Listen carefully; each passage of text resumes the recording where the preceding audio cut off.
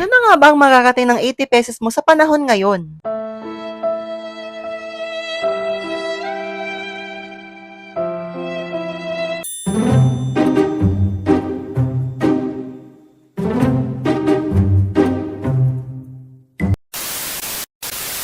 Hey, hey, hey!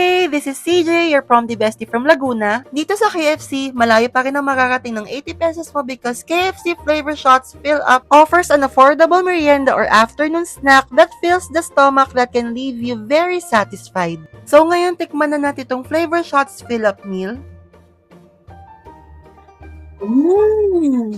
Sobrang sulit ito combo na to kasi meron ka ng flavor shots meal, tapos meron ka pang mushroom soup for only 80 pesos. Sakto to pang merienda and nakakabusog tsaka sobrang sulit and you can save as much as 60 pesos. Available only from 2 p.m. to 5 p.m. for a limited time only from August 12 to September 22, 2025. Make sure to grab yours at the nearest KFC restaurant in your location for dine-in, take-out, or drive-thru. Like and follow for more food and travel videos. Bye-bye!